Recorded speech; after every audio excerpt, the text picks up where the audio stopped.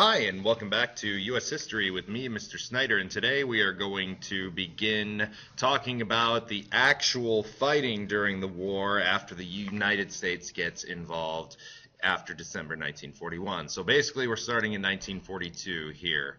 So by June 1942, the Allies are battered, but they're still fighting. They haven't been able to put up much of a fight in the Pacific, but British pilots have held off a Nazi invasion of the island, and at the Battle of Coral Sea, the U.S. Navy finally scores a victory against the Japanese to frustrate their plans to take over New Guinea.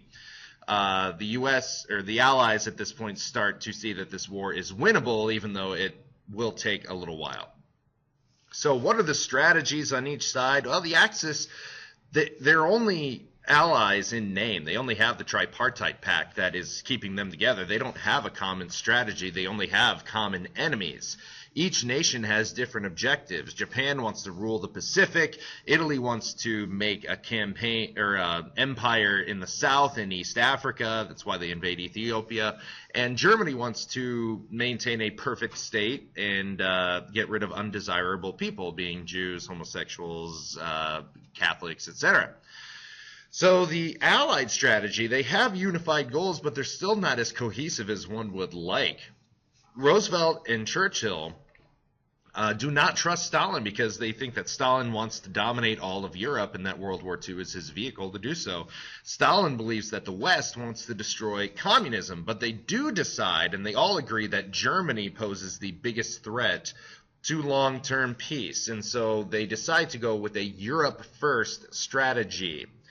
We'll fight Hitler in Nazi Germany first in Europe, and we're not just going to ignore Japan. We're going to fight a holding pattern against them and try to halt their expansion. Germany is more dangerous than Japan because the Soviet Union and the United Kingdom are the only places not occupied by Germany in Europe, and they are running out of resources quickly. After Hitler is defeated, the Soviet Union and U.S. resources can be turned against Japan. So in the Atlantic in 1942-1943, Hitler uses his U-boats to bomb merchant ships that are trying to carry supplies from the U.S. to the Allied countries in Europe. They sink over 3,500 ships and kill over 10,000 Allied sailors.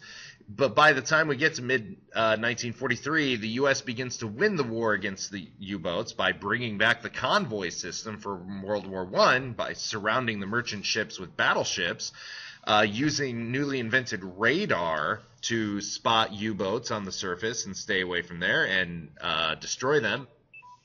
And U.S. bombers and depth charges, which are basically bombs underwater, help win the fight at sea. Operation Barbarossa, you won't need to know that, but that's just what the code name for the German invasion of the Soviet Union happens. This happens in June of 1941. The brutal Russian winter slows the Germans immensely, but in spring 1942, the German army confidently approaches the city of Stalingrad, ready to take the city and crush the Soviet Union once and for all. The Battle of Stalingrad, Hitler wants this because it is a major industrial city on a major river, and he also wants to control the rich oil fields, the Caucasus oil fields beyond the city in the Baltic states, and it also, for personal reasons, bears the name of Hitler's nemesis, who is Stalin. It is one of the bloodiest battles in human history, not just World War II. Over 1.5 million people are killed in this year-long battle. Russians practice what are called scorched earth policies. They destroy anything that the enemy could use against them, and they make it to winter 1942, which really, really hurts the Germans. It's very cold. They're fighting in the city. They're trying to take block by block, street by street. And Germany is finally stopped at the Battle of Stalingrad in January of 1943. But the Allies let Stalin face Germany alone. We sent a lot of supplies to the Soviet Union, but we didn't send troops to help fight the Germans. And Stalin demands that the Allies open up a second front during this time.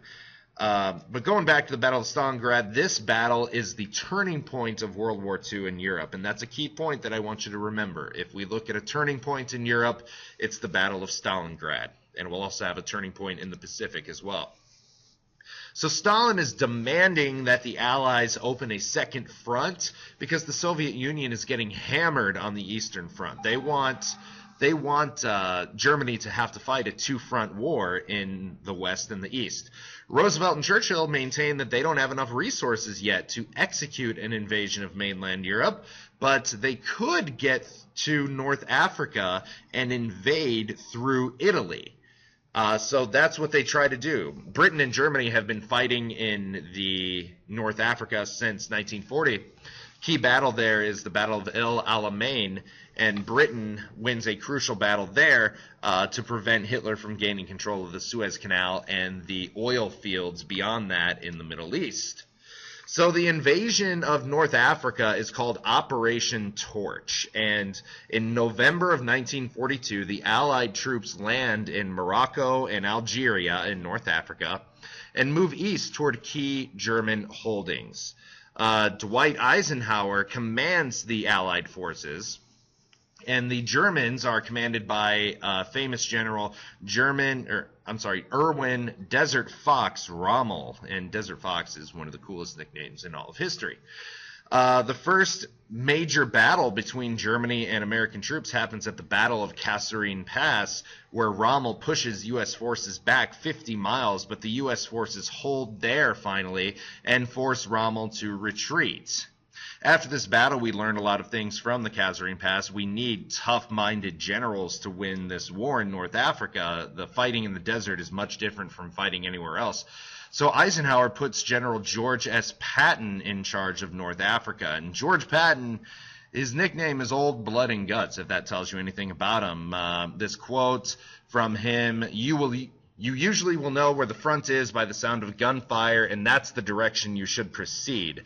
Now suppose you lose a hand or an ear is shot off or perhaps a piece of your nose, and you think you should walk back to get first aid. If I see you, it'll be the last walk you'll ever take. And I'm sure you can insert a word in there that he used that we had to censor out.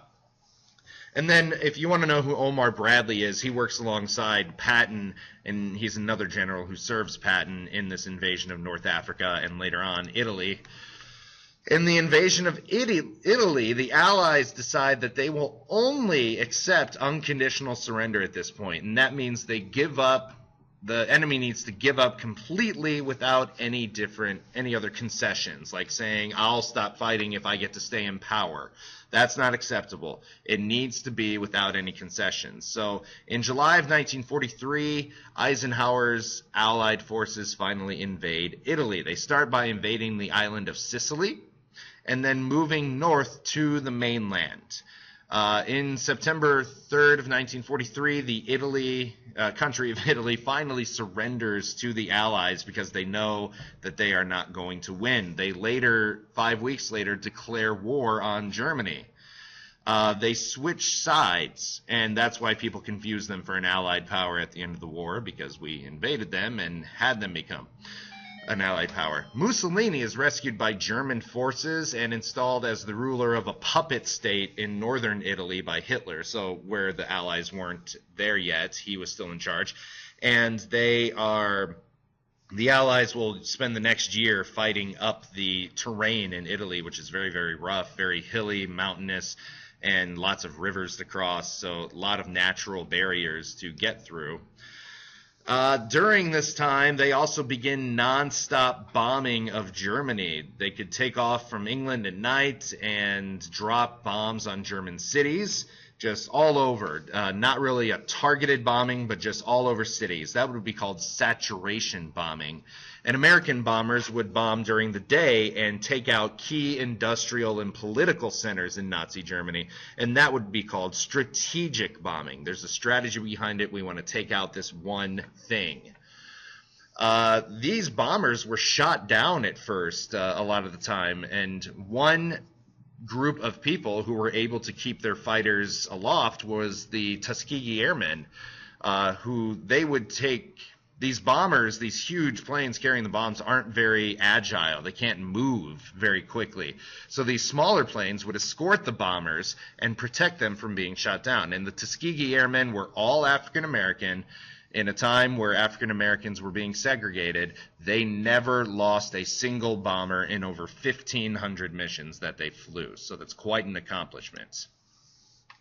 And shifting our attention to the Pacific now, after Pearl Harbor in early 1942, Japan attacked British, American, and Dutch colonies, and they control the Philippines, British Malaya, which is in northern part of Indonesia, or it was, the Dutch East Indies, Hong Kong, Wake Island, Guam, and Burma.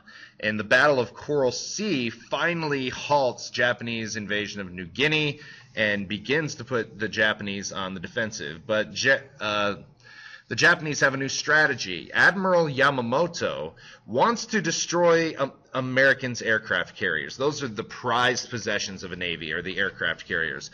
And he wants to attack Midway Island and the Aleutian Islands off the coast of Alaska.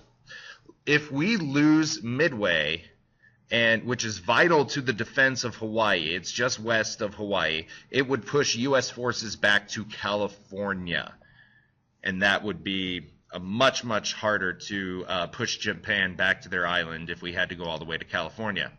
Here you can see the map, obviously, of where Midway is, and the United States sends their forces to Midway, and Japan extends their forces to Midway. But our admiral in charge of the Navy, Chester Nimitz, knew that the Japanese were going to do this thanks to code breakers who intercepted the messages. And Nimitz then sends all of his available aircraft carriers to Midway to meet the Japanese forces there. And in the ensuing battle, the U.S. sinks 4 Japanese aircraft carriers and only loses one of their own. This ends the Japanese advancement eastward. And the Battle of Midway is considered the turning point of the Pacific War. It's the most important battle in the World War II Pacific arena. Japan will never again threaten Hawaii or the other coasts of the United States, and it puts Japan on the defensive for the rest of the war.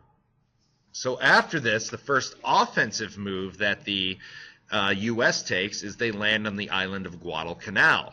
And the island of Guadalcanal is essential because it's going to give us a foothold to approach Japan from both the Southwest Pacific and the Central Pacific.